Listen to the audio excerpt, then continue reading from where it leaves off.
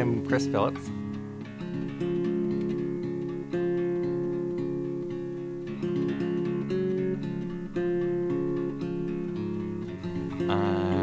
What do you want to know? Like, I live in Utah, train horses, have 2 kids, married.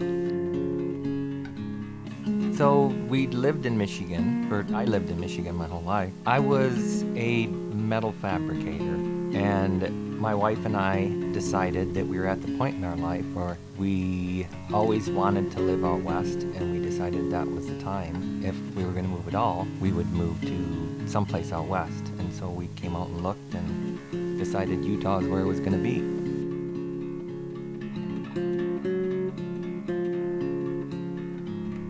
When we moved out here, our youngest daughter wanted a horse, and we got one.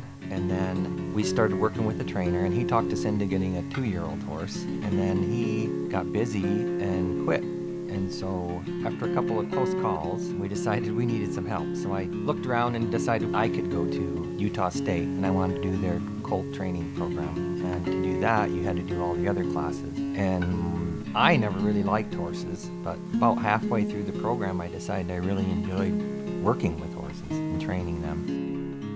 So my first thought, once I get a Mustang home, I look at to see how aggressive it's going to be and to see how willing it's going to be to learn, how quick it can learn. And I tip train a lot of horses, which is the trainer incentive program, which means I just have to gentle them enough to where they will lead, they will load into a trailer, I can pick up all 4 feet. And then I find an adopter for them and I get rid of them so they go home with somebody else. As I'm working with them, if I really like them, then I may keep them and say, okay, you'd make a really good show horse. So I will continue their training from there. That's where the advantage I have is I can go through different horses and choose which ones I feel are the most qualified to do what I want them to do.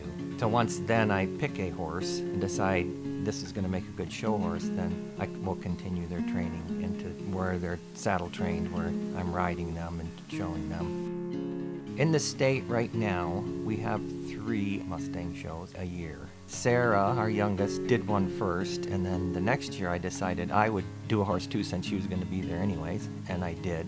And I really enjoyed the people and the horses. I feel there is discrimination in the show world against the Mustangs. A lot of the shows I go to, I mean, I walk in with this Mustang, you can tell it's a Mustang, it's got a brand on its neck. And as I walk in, you can tell that people are going, oh no, it's another Mustang. Then I start showing and they're like, holy cow, that's a Mustang. They're actually more impressed, I believe, because their thoughts of a Mustang is like, mostly what they see is just Mustangs are trained to go down the trail. That's about all they do. They go ride out in the mountains, and they're really good at it. I mean, that's kind of where they were bred. But to go and teach a horse to do a reining pattern, to do a sliding stop, to turn around, they don't get to see that. They don't see that very often. So when they see this little Mustang doing it, they're pretty impressed.